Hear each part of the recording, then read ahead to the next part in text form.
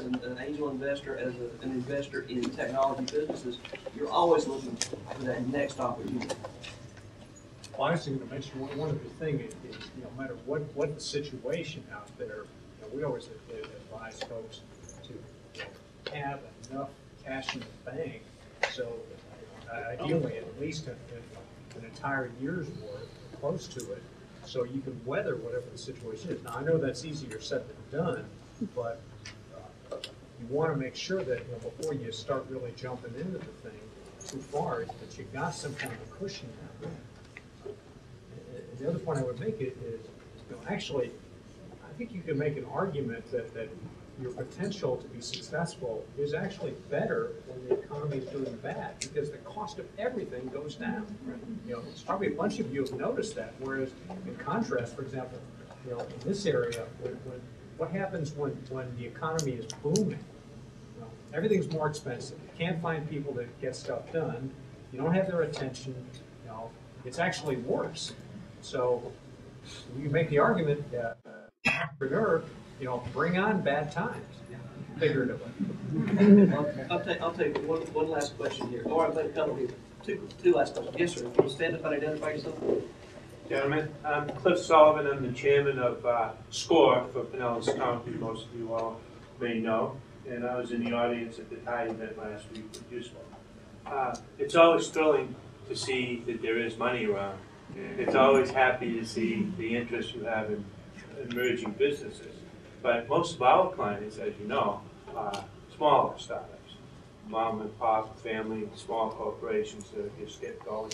And in this market, there really isn't any source of money for them right now. Banks aren't going to give them anything. They don't qualify for a lot of the SBA loans, with participating loans.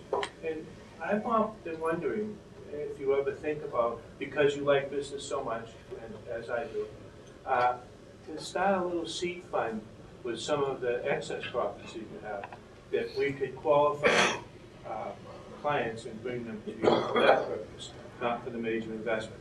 I'll just say, the South Palm Beach chapter of SCORE has a nonprofit outside of SCORE, and they have raised money, and they designated that money for startup seed money for returning Iraq and Afghanistan veterans. Yeah.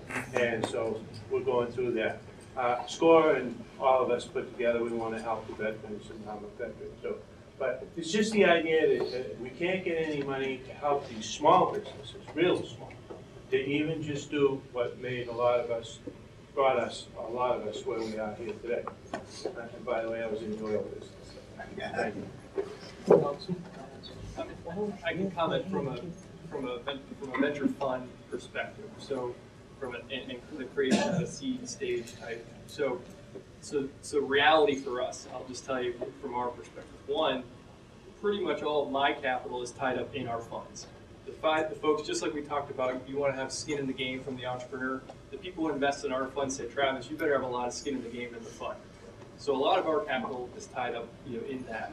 I will say, if we look out to our brethren out in Silicon Valley, where I started to see more and more seed stage like investment being done either on an individual basis or even small allocations made, by funds to make seed investments versus, the traditional investment programs that they had and had promised to their LPs, was over the past kind of 3 to 5 years where angel activity had picked up so much out there that some of the firms were starting to be angled out of deals that they wanted to get into because angels or super angels were coming in and preempting, doing not a lot of diligence, but were still very educated investors, sprinkled into several funds, and that made it so that they kind of had first dibs into these deals. And so you saw a reaction by a lot of venture firms to say, okay, now we need to make an allocation of some seed, and the LPs, the investors in those funds, understood the rationale, the reasoning why, because otherwise the people who invest in our funds say, look, you gave us a piece of paper that said you were going to invest in these types of companies, and now you're saying you want to put some of our money in these types of companies. That's not what we're comfortable with. We didn't sign up for that.